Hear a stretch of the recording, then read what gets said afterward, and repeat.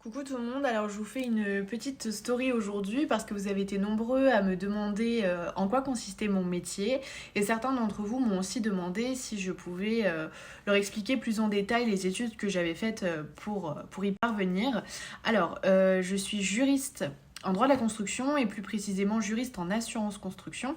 Donc il faut savoir déjà dans un premier temps que le droit de la construction est une branche du droit immobilier. Alors moi j'ai commencé mes études en première année de licence en souhaitant devenir notaire. Donc j'ai fait une licence de droit privé à l'université Panthéon-Assas. En L3 je me suis spécialisée en droit de la famille et en droit des contrats spéciaux. Ensuite j'ai fait un master 1 de droit notarial, donc toujours à l'université Panthéon-Assas à Paris. Donc là pour le coup je m'étais vraiment spécialisée en faisant des régimes matrimoniaux, du droit des successions et aussi donc du droit de la construction qui était une matière fondamentale du second semestre. J'ai ensuite passé le moment un peu complexe que tout le monde redoute de la sélection en Master 2 qui est bon maintenant entre la L3 et le Master 1. Alors moi j'avais demandé donc des Master 2 en droit notarial puisque je souhaitais être notaire. Si vous voulez je pourrais vous faire une vidéo là-dessus prochainement justement sur cette fameuse sélection qu'on redoute tous. Mais j'avais aussi demandé des Master 2 en droit immobilier puisque je savais que c'était une matière qui me plaisait énormément puisque au premier semestre du Master 1 j'avais fait aussi du droit de l'urbanisme et ça m'avait beaucoup plu. Donc pourquoi pas faire un Master 2 aussi en droit immobilier. Donc à l'issue de mon Master 1, j'ai été prise en Master 2 droit immobilier à l'université Sorbonne Paris Nord. Donc en fait pendant toute mon année de Master 2, j'ai pu me spécialiser vraiment en droit immobilier. C'était vraiment hyper intéressant parce que c'était un master vraiment très complet.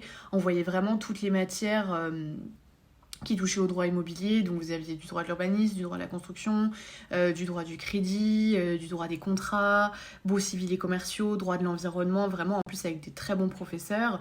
J'avais aussi du droit de la copropriété, enfin voilà. Vraiment, j'ai eu l'opportunité de voir toutes les matières qui touchaient au droit immobilier. Donc ça déjà, c'était vraiment très intéressant. Alors, je vous ai pas cité toutes les matières qu'on a faites puisque vraiment on a eu l'occasion de voir beaucoup de choses et j'en oublie. Par contre, c'est vrai que moi, si vous voulez, à partir du moment où j'avais pas été prise en Master 2 droit notarial, pour pouvoir donc être notaire et rentrer à l'école des notaires, il ne me restait plus que la voie professionnelle. Donc la voie professionnelle, en fait, si vous voulez, c'est quand vous n'avez pas de Master 2 droit notarial, mais que vous avez un Master 2 qui s'y rapproche très fortement. Donc ça peut être gestion de patrimoine, droit privé, droit des personnes, etc. Sachant que voilà, le droit immobilier c'est vraiment le Master 2 qui permet de rentrer à l'école des notaires, enfin de pouvoir être accepté pour passer le concours pour rentrer à l'école des notaires, sachant qu'en plus moi au second semestre j'avais une matière qui s'appelait immeuble et droit patrimonial de la famille, donc c'était vraiment droit civil, droit de la famille, droit des successions, régimes matrimoniaux, donc voilà, ça nous faisait une petite piqûre de rappel par rapport à ce qu'on... Voilà, et puis en plus de cette matière, j'avais fait aussi au premier semestre du droit des sociétés immobilières, donc tout ce qui touche au SCI finalement, et ça, vous êtes en plein dans le droit notarial. Alors, moi, à l'issue de mon Master 2, donc j'ai envoyé mon dossier pour pouvoir pour pouvoir faire le concours pour rentrer à l'école des notaires, puisqu'il faut que votre dossier soit sélectionné. Donc, mon dossier avait été sélectionné, j'avais passé l'oral et j'avais réussi donc à rentrer à l'école des notaires au mois d'octobre, sauf que ça ne me plaisait pas. En fait, au bout de quelques mois en tant que notaire stagiaire, je me suis rendu compte que voilà, c'était pas un métier qui était fait pour moi pour diverses raisons. Je pourrais vous les expliquer si vous voulez, mais bon là c'est pas tellement le sujet de cette vidéo. Donc j'ai cherché un métier qui se rapprochait énormément des études que j'avais faites puisque j'adorais vraiment le droit immobilier et je m'étais vraiment jamais penchée sur le métier de juriste et finalement je me suis dit, finalement, juriste en droit immobilier, ça peut être hyper intéressant. Et en fait, à force de regarder des fiches de poste, vous savez, sur LinkedIn ou Indeed, quand vous recherchez un travail, donc on vous met les missions. Et je me suis dit, mais juriste en droit immobilier, ça a l'air super intéressant. Et je tombais aussi parfois sur des postes de juriste en droit de la construction. Et en fait, je me suis penchée un petit peu sur ce métier. Et là, je me suis dit, c'est vraiment ça que j'ai envie de faire. J'ai toujours adoré, que ce soit en Master 1 ou en Master 2, le droit de la construction. Que ce soit avec le professeur donc Periné Marquet ou le professeur Nivose, qui sont de grands professeurs en droit de la construction. Voilà, je me suis dit c'est vraiment ça que j'ai envie de faire plus tard. Alors il faut savoir que vous pouvez être aussi avocat en droit de la construction, donc les missions ne sont pas les mêmes que juriste, mais par contre voilà, il faut savoir que vous pouvez être avocat spécialisé en droit de la construction. Juriste en droit immobilier, ça touche plus à tout ce qui est droit de l'urbanisme, droit des baux civils et commerciaux, et aussi parfois un petit peu du droit de la construction. Vous avez aussi parfois donc juriste en droit immobilier, donc là vous seriez plus spécialisé en promotion immobilière, mais bon ça c'est bien précisé dans les annonces. Et vous avez aussi juriste spécialisé en investissement immobilier. Alors il y a une multitude d'entreprises qui proposent ces postes de juriste en droit immobilier, même des entreprises dont vous ne vous doutez absolument pas qu'ils ont besoin d'un juriste en droit immobilier. Je pense notamment à LVMH, Hermès, Yves Rocher, Marionneau, Sandro, Mage, Claudie Pierlot, voilà, toutes ces entreprises en fait finalement qui n'ont pas forcément de rapport avec le droit immobilier, mais qui recrutent quand même beaucoup de juristes dans cette matière.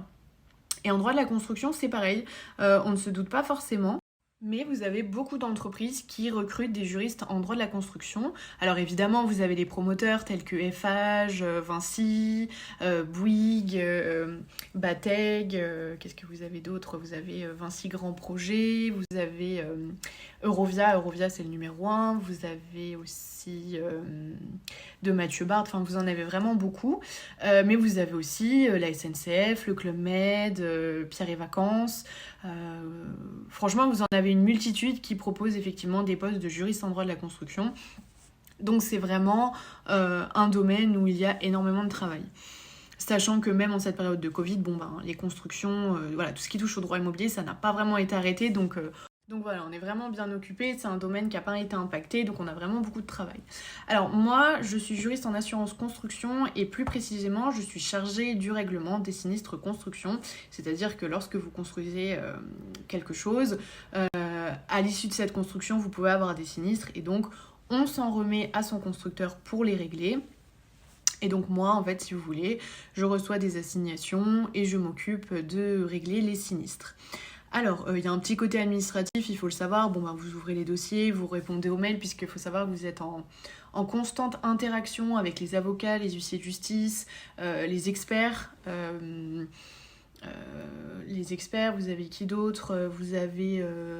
Et enfin, les juristes, en fait, des grandes entreprises qu'on assure. Donc moi, en plus, je travaille au grand compte. Donc on travaille avec 4 grands comptes chez AXA. Voilà, donc moi, je m'occupe essentiellement d'une grande entreprise qui gère effectivement énormément de chantiers. Donc voilà, vous pouvez aussi effectuer le métier que je fais chez des assureurs. Donc vous avez Allianz, vous avez AXA, vous avez la Mutuelle des architectes français aussi, pour tout ce qui est effectivement règlement des sinistres construction. Alors, je vais simplement vous lire quelque chose que j'avais écrit, puisque la page Instagram Juriste d'influence m'avait contacté pour faire justement un post pour pouvoir parler justement du métier de juriste assurance construction. Donc je vais vous lire ce que je leur avais écrit. Donc j'avais mis « J'instruis et je gère le portefeuille des grands comptes de cette compagnie d'assurance. Il concerne les sinistres construction amiables et contentieux, puisqu'en fait on gère des dossiers aussi bien amiables que contentieux, tant en responsabilité décennale qu'en responsabilité civile. Voilà, je m'occupe des dossiers RC et RCD, donc je fais vraiment les deux. Voilà, c'est tout ce que j'avais mis. Donc j'avais mis aussi « J'étudie les déclarations sinistres et j'oriente de la bonne façon la filière de traitement avec ou sans expertise. Parfois, dans certains dossiers, vous avez des expertises judiciaires, et parfois vous n'en avez pas. Et enfin, j'avais mis « J'analyse les rapports d'expertise et je prends la position sur la garantie. Je dois ensuite expliquer cette position aux intermédiaires et répondre aux éventuelles questions des assurés et des lésés. Il m'arrive aussi de rechercher des solutions négociées pour enrayer les dérives contentieuses. » Donc voilà, donc ça c'était un petit peu le résumé pour conclure mon travail de juriste assurance construction. Si jamais vous avez des questions, n'hésitez pas à m'envoyer un petit message, j'y répondrai avec plaisir. Et puis écoutez, bonne soirée à tous.